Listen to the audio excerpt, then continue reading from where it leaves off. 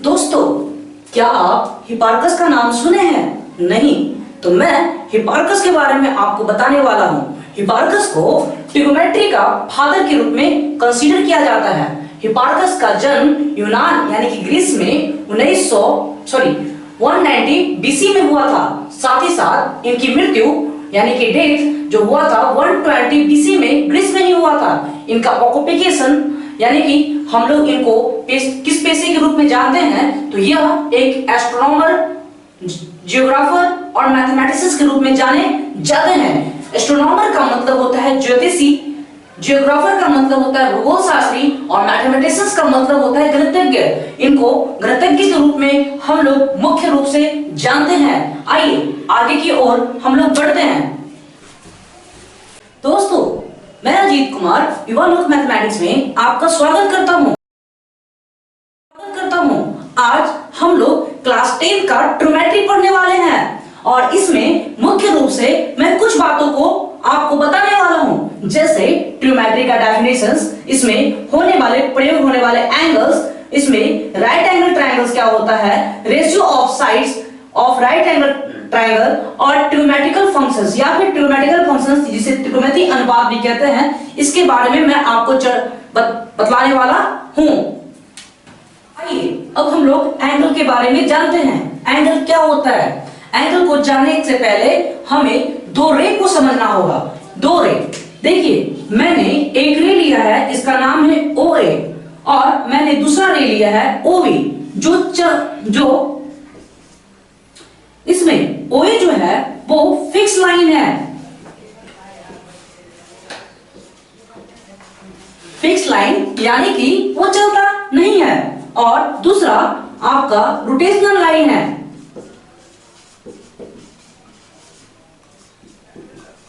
यानी कि ये चल सकता है। ये कुछ समय पहले दोनों एक ही साथ था, लेकिन कुछ समय के बाद वो चलकर यहां पहुंच गया और चलने के लिए इसने पाथ पर कुछ अमाउंट रोटेशंस किया है। इसी अमाउंट को हम लोग एंगल कहते हैं। और एंगल को डिनोट कैसे किया जाता है? Angle is denoted by theta.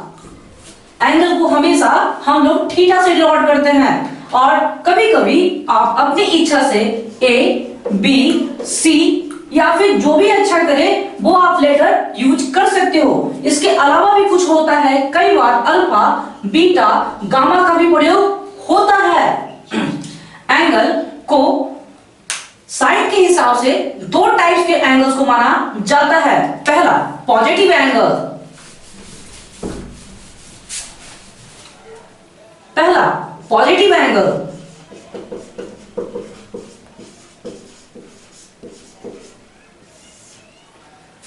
अगर रोटेशनल लाइन एंटी क्लॉकवाइज जाए, जैसे ओ ए एक फिक्स लाइन है और ओ बी एक रोटेशनल लाइन है जो एंटी क्लॉकवाइज चल रही है, इस प्रकार से, तो एंगल जो लिया जाएगा वो पॉजिटिव एंगल लिया जाएगा। यानी कि हमेशा एंगल जो होगा वो क्या होगा? पॉजिटिव एंगल होगा। यदि दूसरा आप देखोगे तो दूसरा होता है नेगेटिव एंगल।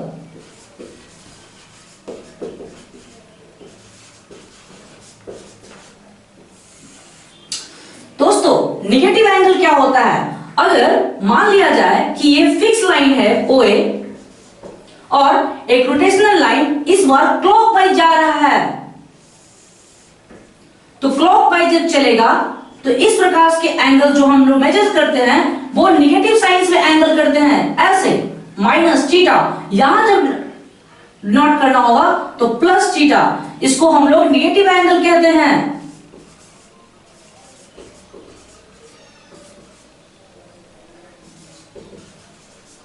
दोस्तों, अब हम लोग काइंड्स ऑफ एंगल पे आ चुके हैं और देखेंगे कि सब कितने काइंड्स ऑफ एंगल होते हैं। ऐसे तो काइंड्स ऑफ एंगल बहुत टाइप्स के होते हैं, लेकिन हमें मेनली चार टाइप के एंगल की जरूरत पड़ेगी। पहला राइट एंगल, जो क्या होता है? An angle which major 90 degree. एक ऐसा एंगल जिसका मेजर 90 डिग्री का होता हो उसे हम क्या कहते हैं? राइट एंगल कहते हैं। इसका सिंबल्स कुछ ऐसे होता है। और कभी भी राइट एंगल को लिखने के लिए हम लोग एक सीधा रेखा और ऐसे लिखकर इसके साथ आर लगा देते हैं। इस प्रकार से इसको डिनोट करते हैं। दोस्तों एक्यूट एंगल जिसका मेजरमेंट 0 डिग्री से बड़ा होगा, जिस एंगल, ये एंगल हो गया थीटा, एंगल है यहाँ 0 से बड़ा होगा और 90 से छोटा होगा। एक ऐसा एंगल जिसका मेजरमेंट 0 से बड़ा और 90 से छोटा होता हो उसे एक्यूट एंगल कहते हैं। और तीसरा ऑब्ट्यूस एंगल। ऑब्ट्यूस एंगल यानी कि जिसका एंगल का मेजर 90 से बड़ा और 180 से छोटा होता हो उसे हम क्या कहते हैं? उसे हम ऑब्ट्यूस एंगल कहते हैं। और दोस्तों चौथा स्ट्रेट एंगल। स्ट्रेट एंगल क्या होता है? एक ऐसा एंगल जिसका मेजर 180 डिग्री का होता है। इसको देखिए कुछ ऐसे होगा। मान लिया जाए कि दो लाइंस आपने लिया, एक लाइन OA एक फिक्स है, इसके साथ एक लाइन ऐसा भी है जो रोटेशंस करता है और वो रोटेशंस करता हुआ ठीक इसके अपोजिट आ जाए, OB। वो लाइन कौन था? OB था, जो ठीक इसके अपोजिट आ चुका है। तो यहां जो एंगल बनेगा वो 180 डिग्री का बनेगा। ठीक है, तो आप इसको समझ चुके हैं। फिर से एक बार मैं हिंदी बताता हूं। राइट एंगल को हम लोग संकोण कहते हैं। दोस्तों एक्यूट एंगल को हम लोग न्यून कोण कहते हैं। तीसरा ऑब्ट्यूस एंगल को हम लोग अधिक कोण कहते हैं।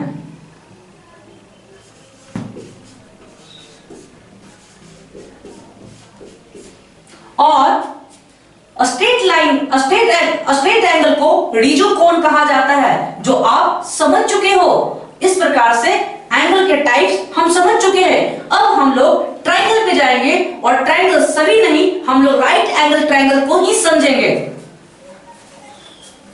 अब हम लोग राइट एंगल पे पहुंच चुके हैं और उसका डेफिनेशन मैंने बोर्ड पे भी लिख रखा है।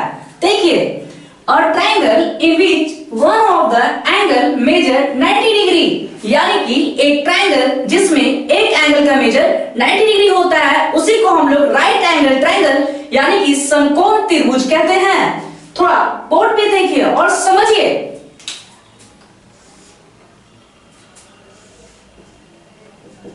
दोस्तों मैंने एक रेखा लाइन लिया है A और B, इस पे ठीक सीधा A और C भी लिया है। दोस्तों अगर इन दोनों का मेजर यहां पे देखें तो 90 डिग्री होगा। इसको हम लोग 90, ये जो आप मेजरमेंट देख रहे हो एंगल का, ये 90 डिग्री है और ये ट्रायंगल जो होगा वो राइट एंगल ट्रायंगल कहलाएगा।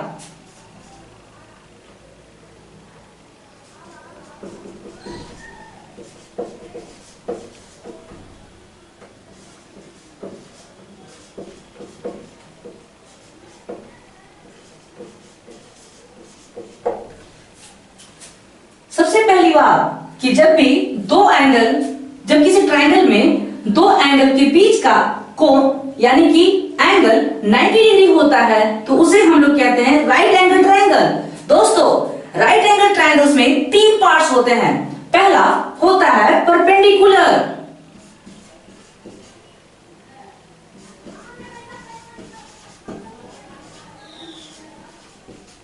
जिसको हम लोग लंब कहते हैं, हिंदी में हम लोग लंब कहते हैं। दूसरा होता है बेस,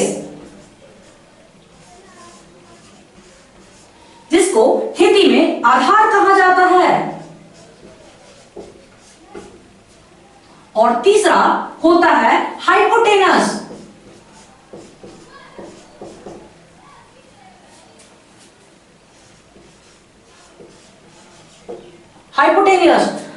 जिसको हिंदी में हम लोग कर्ण कहते हैं। दोस्तों अब हम लोग कुछ इंपॉर्टेंट पॉइंट की बात कर रहे हैं, समझिएगा बात को। अगर हमारा एक ट्रायंगल ऐसा है A B C और यहां पे एंगल 90 डिग्री का हो तो इसमें एक हमेशा कंफ्यूजन रहती है कभी कभी बेस और हाइट आपस में इंटरचेंज होते हैं। कब? वो डिपेंड करता है एंगल पे। एंगल अगर आप यहां लोगे तो परपेंडिकुलर इसके ठीक सामने होगी, ये वाला साइड परपेंडिकुलर होगा। दूसरा एग्जांपल मैं समझाता हूं इधर।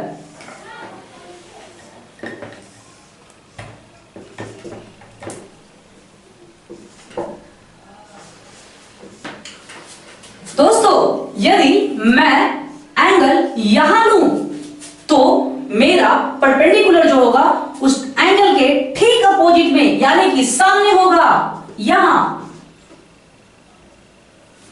दोस्तों अगर ये P हो चुका है, परपेंडिकुलर हो चुका है, तो जो रिमाइंडर बच गया साइड बेस। इसी प्रकार से यहां पे ये परपेंडिकुलर है तो ये साइड बन जाएगा बेस, और जो नहीं चेंज होगा वो हाइपोटेनस। दोनों में हाइपोटेनस वही होगा। दोस्तों मैं आपको एक क्वेश्चन दे रहा हूं और आप बताओ कि कहां पे हमारा परपेंडिकुलर है और कौन बेस है।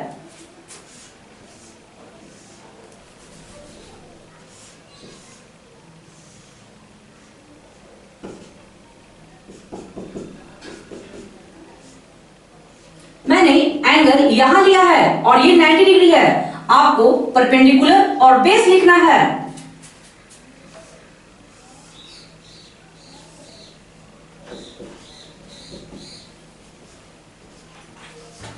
दोस्तों मैंने इसमें एंगल T पे लिया है तो हमारा परपेंडिकुलर कौन होगा वो आप फाइंड करो और हमें कमेंट करो। अब हम लोग एक इंपॉर्टेंट बात पे चर्चा करने वाले हैं, क्योंकि अब हम लोग जान चुके हैं कि राइट एंगल ट्रायंगल क्या होता है। अब हम लोग राइट एंगल ट्रायंगल से रिलेटेड एक थ्योरम पढ़ने वाले हैं, जिस थ्योरम का नाम पाइथागोरस थ्योरम है। और सबसे पहले मैं पाइथागोरस थ्योरम के बारे में पढ़ूं, इसके पहले मैं पाइथागोरस के बारे में कुछ बात बता दूं। दोस्तों पाइथागोरस का जन्म 580 यानी कि 580 बीसी में हुआ था यूनान में। दूसरी बात कि इनकी मृत्यु यानी कि डेथ जो हुआ था वो कितना में हुआ था, तो 500 बीसी में हुआ था, जो इटली में हुआ था। और अब बात आती है पाइथागोरस थ्योरम की। तो थ्योरम क्या कहता है वो समझिए। थ्योरम कहता है कि अगर राइट इसके साथ वो कहलाएगा एंगल ट्रायंगल्स में।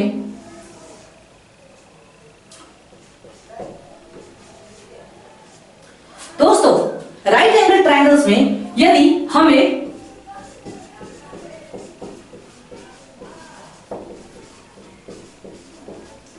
परपेंडिकुलर, मान लो कि यहां आपका एंगल है तो इसके ठीक सामने परपेंडिकुलर, ठीक नीचे बेस, और ये बेस और हाइपोटेनस को मिलाने वाला लाइन, सॉरी बेस और परपेंडिकुलर को मिलाने वाला लाइन हाइपोटेनस कहलाता है।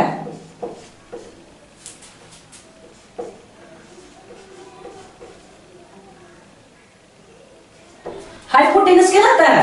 दोस्तों पाइथागोरस ने बताया कि यदि एक राइट एंगल ट्रायंगल्स में कोई भी दो साइड अगर हमें पता हो तो उसे हम तीसरी साइड को पता कर सकते हैं। फिर से मैं रिपीट करता हूं, यदि एक राइट एंगल ट्रायंगल में दो साइड हमें पता हो तो हम तीसरी साइड को आसानी से पता कर सकते हैं। इन्होंने इसके लिए एक फॉर्मूला दिया। उन्होंने बताया परपेंडिकुलर का स्क्वायर प्लस बेस का स्क्वायर इक्वल टू हाइपोटेनस का स्क्वायर।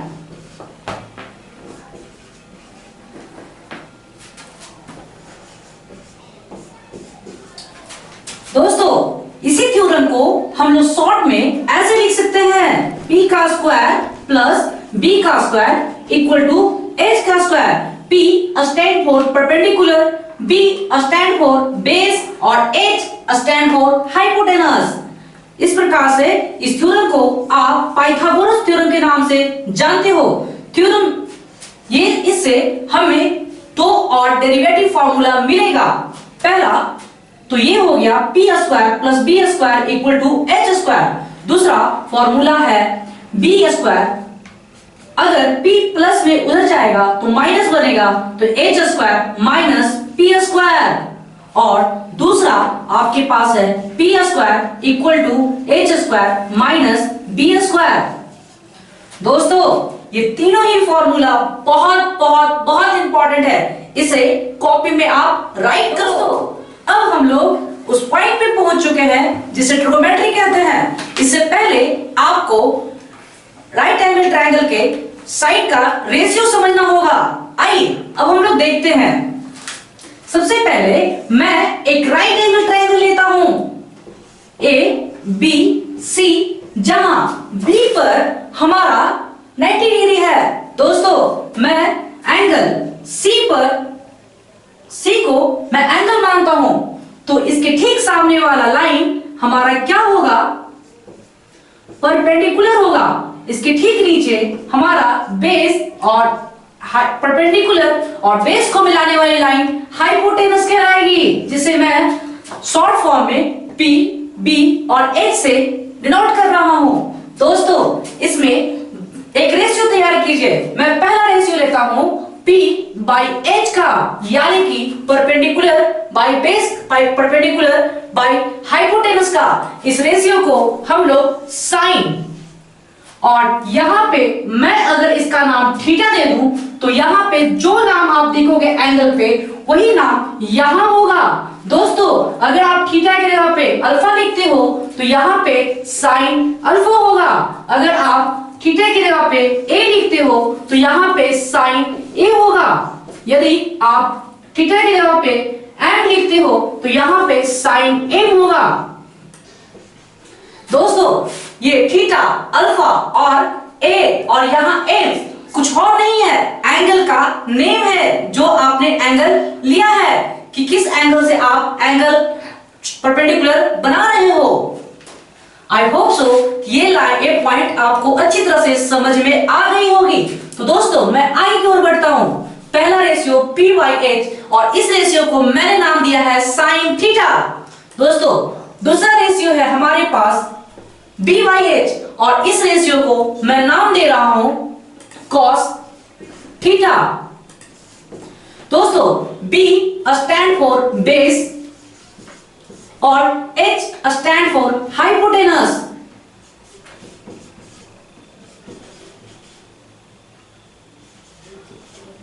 दोस्तों मैं तीसरा रेशियो ले रहा हूं और वो है P बाई B और इस रेशियो को मैंने नाम दिया है tan थीटा।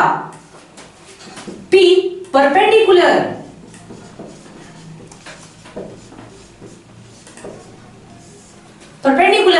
और B बेस। दोस्तों मैंने चौथा रेशियो लेना सोच लिया है और मैं इस बार रेशियो को अपोजिट कर रहा हूं, रिवर्स कर रहा हूं। तो इस प्रकार से H बाई P और H बाई P के रेशियो को मैंने नाम दिया है साइन थीटा, कॉसेक थीटा, और H जो स्टैंड किया है वो हाइपोटेनस के लिए।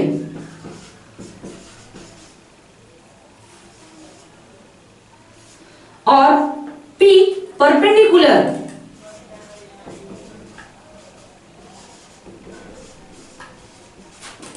दोस्तों जो पांचवा मैं रेशियो ले रहा हूं वो रेशियो है H बाई B और मैंने इसका नाम दिया है सेक थीटा।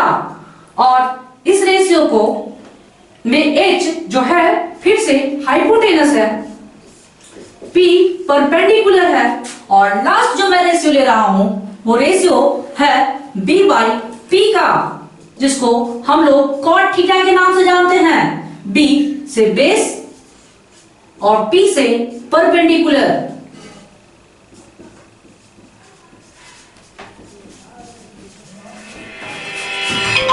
दोस्तों फिर से एक बार, साइन थीटा जो रेशियो होता है वो परपेंडिकुलर और हाइपोटेनस के रेशियो को हम लोग साइन थीटा कहते हैं। और दूसरा जो कोस थीटा में से रेशियो लिया है वो होता है बेस और हाइपोटेनस का रेशियो।